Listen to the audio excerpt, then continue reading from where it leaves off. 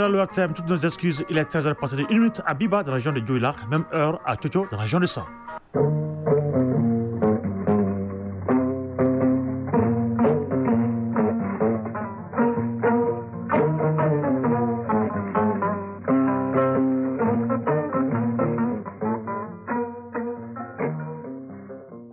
Le journal, Isaac Thielou. Mesdames, Messieurs, bonjour et bienvenue à la deuxième édition du Mali Actualité. Voici les grandes lignes de cette édition. Bamako est en ce moment la capitale sportive de l'AES. En effet, les premiers Jeux de l'AES démarrent dans quelques heures dans notre capitale. Tous les pays de l'AES sont présents et rivaliseront dans 10 disciplines. La cérémonie d'ouverture, c'est au Palais des Sports Salamatou Maïga. Elle s'annonce riche en couleurs. Faut-il tout entrer dans ce journal? Nous donnera plus de précisions sur cet événement. Les ministres en charge de la défense de la Confédération des États du Sahel se sont rencontrés à Bamako au centre de cette rencontre de haut niveau, le renforcement du cadre de concertation et de coordination du principal pilier de la création de l'AES, à savoir la défense et la sécurité. 40 sous-projets seront exécutés par les communautés et les villages. C'est ce qui ressort des décisions de la première session ordinaire du comité national de sous-projets. Ces sous-projets ouvrent donc le domaine de l'agriculture, la santé, l'énergie, l'éducation, entre autres. La rencontre a été présidée par le ministre en charge de la réconciliation. De la culture, c'est la question en fin de journal. Cheikh Oumar Sangaré braque ses projecteurs sur un artiste numérique du nom de Alpha Hydra. Il produit un nombre important de clips de musique. Nous sommes dans la création digitale et des films. Voilà pour le titre. Une fois de plus, bonjour et bienvenue. Je le disais, l'actualité sportive au Mali reste dominée par les premiers Jeux de l'AES qui démarrent donc ce samedi au Palais des Sports Salamatou Maïga. Et cette cérémonie d'ouverture donc prévue aux alentours de 16h. Et voilà donc toutes les délégations sont présentes à Bamako. Les autorités maliennes de leur côté rassurent que le Mali est prêt à relever les défis à travers donc ces premiers Jeux de Bamako. Et c'est bien Bamako, la capitale de l'AES sur le plan sportif. Faut-il tout le monde bonjour. Bonjour Isaac Thielou, bonjour à tous. Alors, donc qu'est-ce qu'on doit s'attendre à voir? Alors, vous l'avez déjà dit, les premiers Jeux de l'AES s'ouvrent ce samedi à Bamako. La cérémonie d'ouverture prévue cet après-midi au Palais des Sports Salamatou Maïga à AC 2000 sera donc marquée par des défilés et plusieurs autres activités ludiques. L'événement est placé sous la haute présidence du président de la transition, chef de l'État, le général d'armée Assimi Goïta, président de la Confédération de l'AES. Pour le ministre en charge des sports du Mali, le Mali est prêt à relever les défis. Abdul Kassim Ibrahim Fomba s'exprime au micro de Abdul Karim Kaba.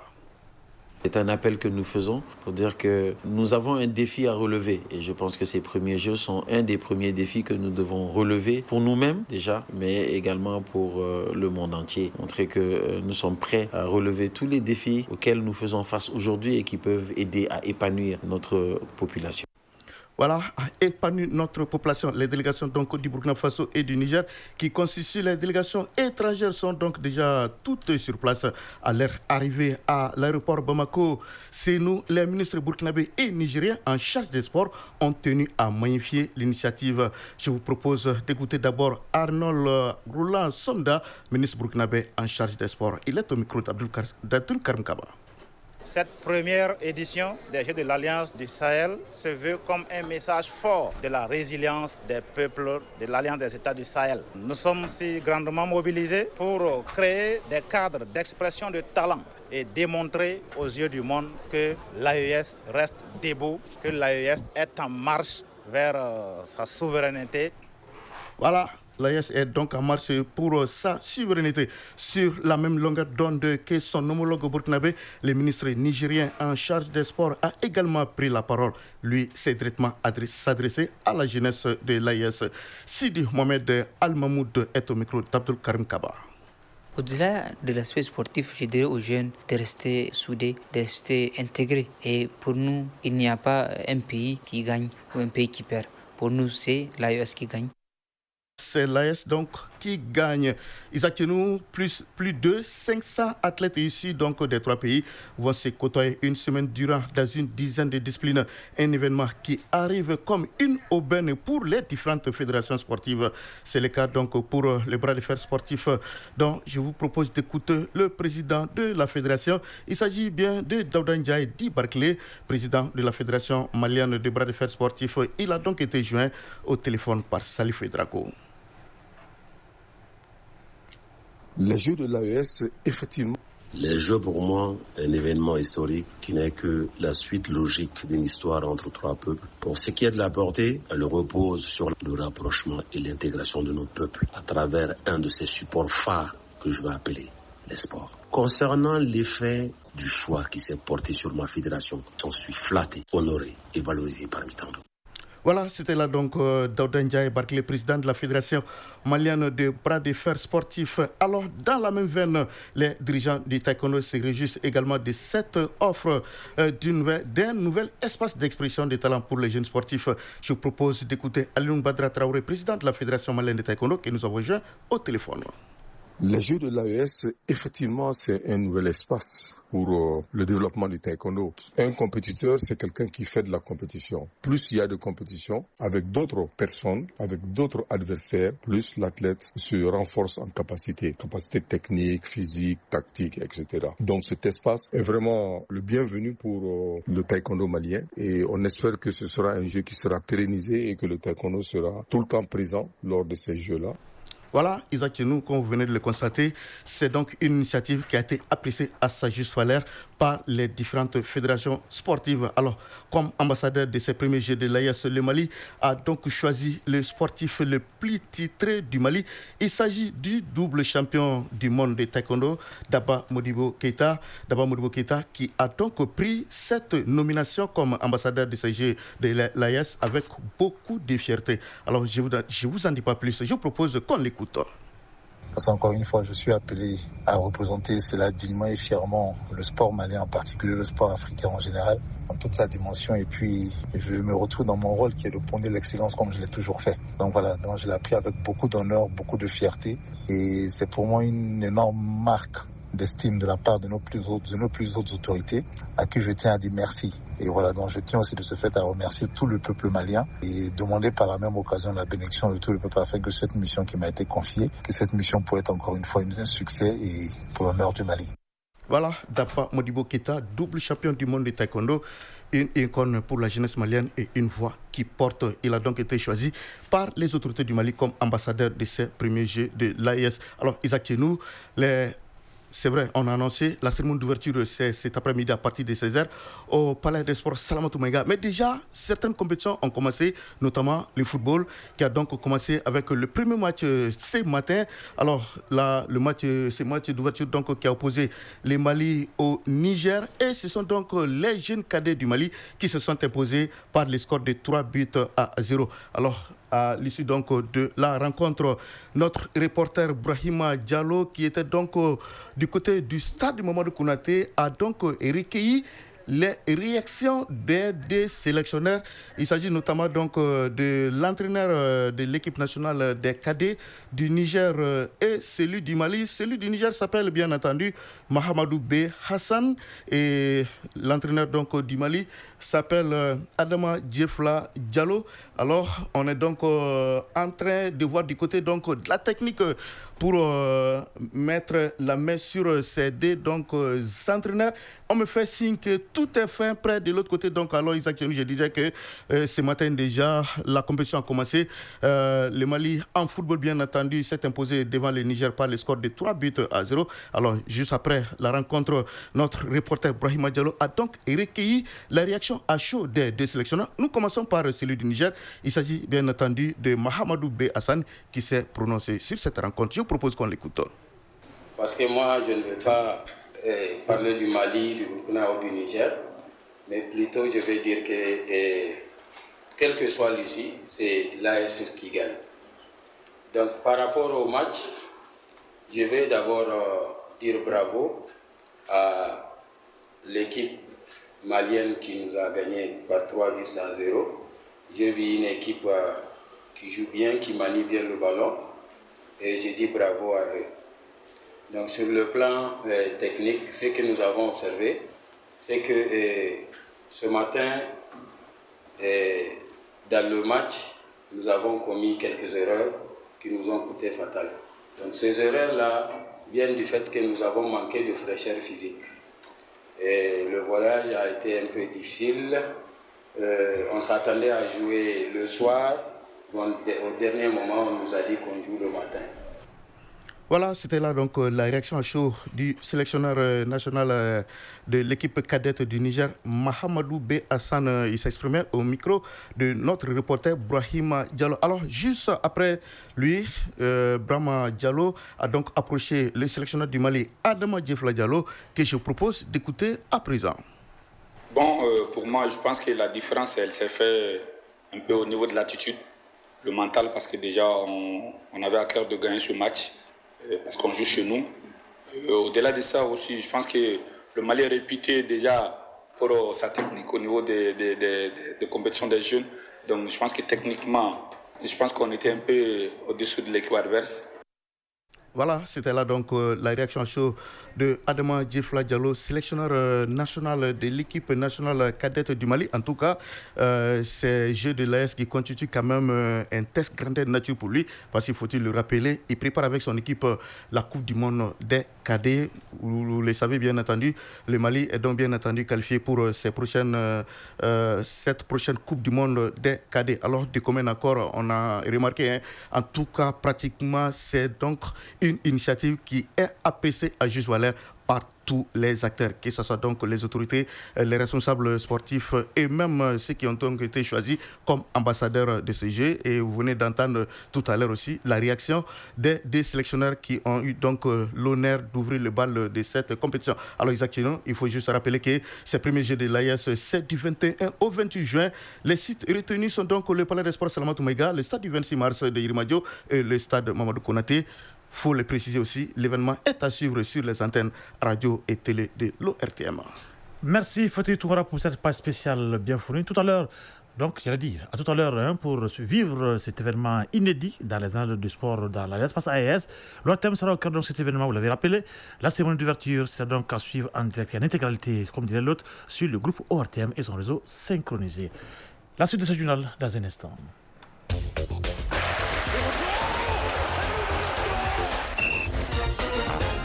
Réunion des ministres en charge de la défense de la Confédération des États du Sahel à Bamako, au centre de cette rencontre de haut niveau de la hiérarchie militaire de l'espace AES, le renforcement du cadre de concertation et de coordination du principal pilier de la création de l'AES, à savoir la défense et la sécurité. Face à la recrudescence des menaces terroristes ces derniers temps au sein de l'espace confédéral, il urge d'examiner et d'approuver les modalités pratiques de la mise en place opérationnelle de la force unifiée et d'adopter un avant-projet de protocole additionnel défense et sécurité. Le point avec Ardu Matina. Cette réunion ministérielle de Bamako, après celle des experts déroulée il y a 2 jours pour baliser le terrain, s'annonce comme une étape cruciale de validation politique, stratégique et opérationnelle du principal levier qui a été à la base de la création de l'AES, à savoir défense et sécurité. Ainsi, au regard du contexte actuel, marqué par la recrudescence des menaces terroristes au sein de l'espace confédéral, il s'avère nécessaire de se retrouver et de mettre en place très rapidement des stratégies nécessaires. Général des brigades Célestin Siemporé, ministre d'État, ministre de la Défense et des anciens combattants du Burkina Faso. Face aux menaces multiformes qui pèsent sur nos territoires et nos peuples, nous sommes réunis pour donner corps à l'un des leviers les plus importants de notre intégration, la mise en place de la force unifiée de l'AES et nous permettre ainsi le renforcement de nos opérations conjointes et la formalisation du cadre de partage de renseignements. Général d'armée Salifou Moudi, ministre d'État, ministre de la Défense nationale du Niger. Depuis la création de l'Alliance des États du Sahel, nous avons planifié et conduit plusieurs opérations conjointes pour faire face aux menaces de déstabilisation. Celles-ci ont abouti sur le terrain à des résultats satisfaisants dont il faudra se féliciter et se réjouir. La présente réunion doit permettre de faire une évaluation des opérations conjointes réalisées, d'examiner et approuver les modalités de mise en place de la force unifiée de l'AES. La création de l'AES matérialise la volonté commune des 3 États à unir leurs forces pour la construction d'une architecture sécuritaire solide, souveraine et adaptée aux réalités actuelles. Général de corps d'armée Sadio Kamara, ministre de la Défense et des anciens combattants. Cette réunion intervient dans un contexte où les menaces sécuritaires auxquelles font face nos États ont connu une accélération. Si les volets essentiels du développement et de la diplomatie ont vite été pris en compte pour garantir la cohérence et la pérennité de notre pacte, le soubassement de la défense et de la sécurité reste fondamental. L'esprit sahélien qui nous anime place résolument les populations au cœur de nos priorités. C'est pourquoi il est plus que jamais urgent d'agir. Déjà au sein de l'espace AES, conformément aux directives du Collège des chefs d'État, certaines initiatives opérationnelles sont encourageantes. L'un des faits les plus marquants de ces derniers mois est sans doute la mise en place d'un cadre de concertation entre les chefs d'état-major des 3 pays de l'AES. Ce cadre a permis non seulement de renforcer la confiance mutuelle, mais aussi de concevoir et de conduire plusieurs opérations conjointes d'envergure dans notre espace commun. La réunion du Bamako des ministres en charge de la défense de l'AES, qui devra être sanctionnée par des recommandations, constitue un tournant majeur pour la consolidation des efforts en vue de la mise en place d'un outil de défense confédéral efficace et performant.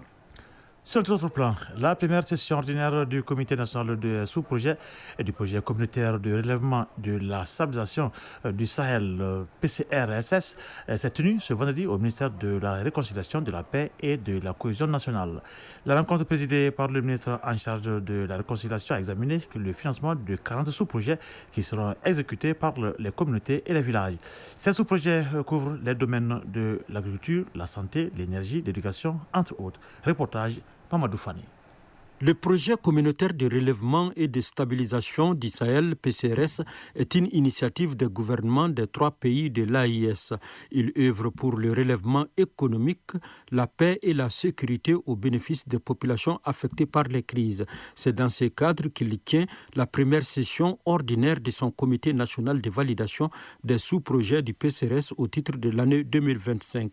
Général de corps d'armée Ismaël Ouagé, ministre de la Réconciliation, de la Paix et de la cohésion nationale. Le PCRSS, dès qu'on a récupéré à notre niveau, il y a l'ancienne façon de faire qu'on a gardée. Il y a quand même une autre façon de faire qu'on a essayé de mettre en place en donnant beaucoup plus de responsabilités aux populations dans le choix de leurs besoins et aussi éventuellement de voir dans quelle mesure on peut les accompagner à travers eux-mêmes pour atteindre ces objectifs. On a déployé les systèmes sur le terrain où les facilitateurs ont travaillé dans leur domaine de facilitation pour organiser les villages en CVD, faire monter les projets de développement communautaire et les faire analyser au niveau des structures plus basses, c'est-à-dire les ERAR et les antennes de l'UEP, pour en faire des projets viables. Ce comité est chargé d'examiner et d'approuver les sous-projets qui seront financés dans les régions de Bandiagara, Douanza, Gao et Tombouctou.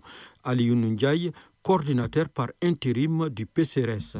C'est 40 sous-projets qui sont remontés. Et c'est un processus très inclusif qui implique les communautés et les responsabilise depuis la base. Aujourd'hui, les projets qui nous sont remontés sont des projets qui se retrouvent dans le secteur de l'agriculture, de l'élevage, de l'éducation, de la santé et de l'hydraulique naturellement. Il s'agit de s'assurer qu'à l'issue de ce comité, que le montant de la subvention demandée au PCRS pour le financement des sous-projets ne dépasse pas le montant accordé au village et de veiller à l'analyse des recommandations des comités régionaux. Face à l'urgence écologique qui frappe le continent, l'Université Bazo a accueilli un colloque international sur la crise environnementale en Afrique. Un colloque organisé par le CRFDSS Consulting, Centre d'études, de recherche et de formation pour le développement économique et social, et CERPA, Centre d'études, de recherche et de prospective en Afrique. Chercheurs, experts et étudiants vont échanger pendant 2 jours pour proposer des solutions concrètes face aux défis écologiques du continent. Compte rendu, Maïmouna Guindo. Chaque année, l'Afrique perd près de 4 millions d'hectares de forêt et plus de 45% de ces terres sont déjà touchées par la désertification. Alors que les écosystèmes s'effondrent, les scientifiques dénoncent l'indifférence face à la gravité de la situation. À l'Université Bazo, un colloque international a réuni chercheurs et experts pour faire face à une urgence écologique devenue systémique. Dr Amadou Sow, représentant du CERPA. La crise environnementale n'est plus une abstraction ni une menace lointaine. Elle est aujourd'hui notre réalité partagée, marquée par l'intensification des phénomènes extrêmes, la dégradation des écosystèmes, l'épuisement des ressources naturelles et leurs conséquences sur la santé, les mobilités les conflits et la sécurité alimentaire. Dr Malik Tembine, directeur exécutif du CERFDES. L'environnement est aujourd'hui à la croisée des préoccupations, parmi lesquelles préoccupations nous avons le changement climatique, la perte alarmante de la biodiversité. Ces crises appellent une réflexion urgente, mais surtout des actions concrètes et collectives. Ibrahima Traoré, chargé de mission au ministère de l'Enseignement supérieur et de la Recherche scientifique. La protection de l'environnement pour une humanité universelle n'est pas un simple exercice technique, ni une spéculation creuse et brimeuse. Elle incarne une vision politique universelle, d'équité et de respect des droits fondamentaux humains et animaux. Le succès de cette ambition dépendra d'une politique active de vulgarisation du droit environnemental auprès des citoyens. À l'université Bazo, la science a parlé. Reste désormais à transformer en actes concrets les propositions qu'elle a formulées avant qu'il ne soit trop tard. Actualité hors de nos frontières. En Côte d'Ivoire, le RHP, le parti au pouvoir, organise son deuxième congrès ordinaire ce week-end. Et près de 7000 militants sont attendus aujourd'hui à Abidjan avant un grand meeting demain dans le nord de la capitale économique. Ce congrès est l'occasion de revoir les textes, faire le point sur ce qui marche ou dans le parti et ce qui ne marche pas également. Eh bien, les militants vont aussi élire le président du parti et demander à Alassane Dramane Ouattara d'être candidat pour un nouveau mandat. Donc en Côte d'Ivoire, le RHDP se réunit. Eh bien, c'est qu'un document préparatoire à un accord de paix entre Kigali et Kinshasa a été signé à Washington par des représentants des deux pays. Le dit accord doit encore être validé par les ministres congolais et rwandais des Affaires étrangères le 27 juin prochain. Une rencontre prévue au sommet entre les présidents Félix Tshisekedi et Paul Kagame au mois de juillet prochain en présence du président Donald Trump et d'autres chefs d'État africains. Par ailleurs, l'opposition est divisée et même mécontente depuis l'annonce de cette signature et prévoit donc un dialogue inter-congolais. Et puis en Libye, le communiqué final du comité international de suivi est tombé hier à Berlin, en Allemagne. Les participants ont réaffirmé leur engagement à un processus politique libyen dirigé par et contrôlé par des Libyens eux-mêmes avec l'appui des Nations Unies. Ils ont également rappelé leur respect pour la souveraineté, l'indépendance, l'intégrité territoriale et l'unité nationale de la Libye, ainsi que leur volonté de s'abstenir de toute ingérence dans ses affaires intérieures. La cérémonie était co-présidée par la chef de la mission de l'ONU, Hama Titet, et l'ambassadeur allemand Christian Buch. Voilà donc ce qu'il fallait retenir pour l'actualité internationale. Chronique culture et société. En décrétant l'année de la culture, les autorités maliennes entendent donner un coup d'accélérateur au développement des industries culturelles et créatives ICC. Pour ce faire, les créations digitales sont incontournables. C'est pourquoi nous mettons le projecteur sur un artiste numérique du nom de Alpha Aïdara qui produit un nombre important de clips de musique et de films. Le Tombouctien a reçu donc une de nos équipes dans son studio à Garantibourg. Suivons le reportage signé Cheikh Omar Sagari et Mariam Koulibaly.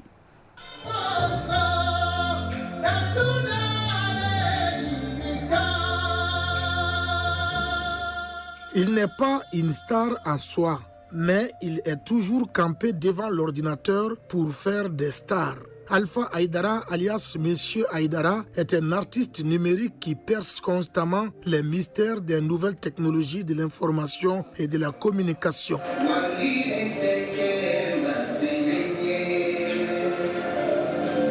Après ses études à Tombouctou et à Bamako, l'homme prend goût de l'audiovisuel et part se perfectionner dans des pays anglophones. À son retour en 2015, il fonde Bouctou Vision, une structure spécialisée dans la production audiovisuelle. Avec ses jeunes collaborateurs, Alpha travaille beaucoup dans la conception des clips de musique. Alpha Aïdara, producteur et réalisateur audiovisuel. Pour un clip moderne, dès que l'artiste contacte le réalisateur, nous aussi on a notre équipe qui est constituée de décorateurs, de menuisiers pour le décor. Après tout ce processus-là, nous allons proposer des idées à l'artiste. Le décorateur vient, il fait des propositions, le menuisier commence le travail, on fixe le jour de tournage et on commence à tourner. Le trentenaire est natif de la cité du savoir Tombouctou, d'où il tire sa passion pour la culture et la création digitale. La fertilité de son inspiration est confortée par son envie de faire grand et les résultats sont parfois époustouflants. Pour ce clip, ça n'a pas été facile. Il fallait maintenir l'avion par terre au moins 2 heures de temps pour tourner, pour avoir ce résultat. Et le clip actuellement est à peu près 8 millions et quelques de visionnages.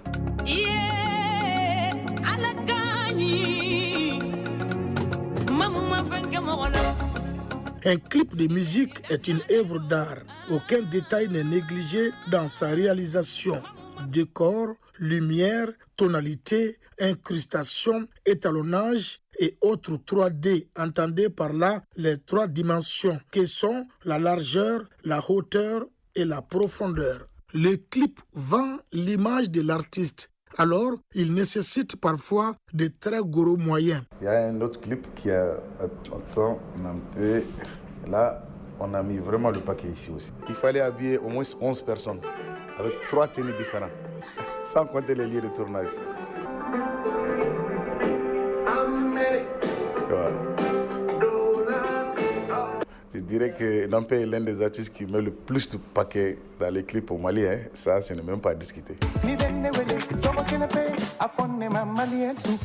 Depuis 2019, Alpha Aïdara s'intéresse aussi au 7e art, un défi qu'il affronte avec un sourire banal. Bon, le premier scénario, on a tourné avec les téléphones. Mais maintenant, on a quelqu'un qui fait nos scénarios. On travaille avec beaucoup de gens. Voilà, nous, on s'occupe de la réalisation. Et on essaie de faire de telle sorte que quand tu regardes nos films, on essaie de ressortir vraiment les réalités du pays.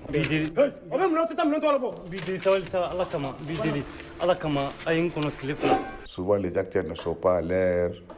Il y a des problèmes de financement, souvent les lieux de tournage. Puis il y a la chaleur aussi, donc c'est pas facile. Mais on essaie de faire avec. Les projets à venir, on a 2 séries modernes qu'on doit tourner. Et là, on est en train de tourner d'autres clips aussi, avec beaucoup d'artistes. Est-ce qu'il y a un artiste au Mali avec qui on n'a pas travaillé? Depuis son petit studio situé à Garantigui-Bougou, en commune 5 du district de Bamako, Alpha Aïdara contribue au rayonnement culturel du Mali à travers ses productions audiovisuelles, comme pour dire qu'en cette année de la culture, il faut aussi compter sur les arts numériques.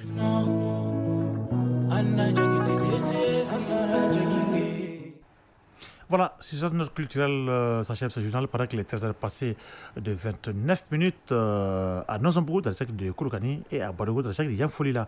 Un journal qui a été présenté par Isaac Tchenou, avec la complicité technique de Absé Traoré, mise en ligne Badji Touré. Merci à Brahma Traoré qui a aidé à la réussite de cette édition. Le prochain rendez-vous avec l'actualité sur nos antennes, c'est pour 19h30. D'ici là, le programme se poursuit et tout à l'heure, la lecture des avis et communiqués avec Kanin Keta. Pour ma part, je vous souhaite de passer un excellent moment en compagnie de Radio Mali. Au revoir.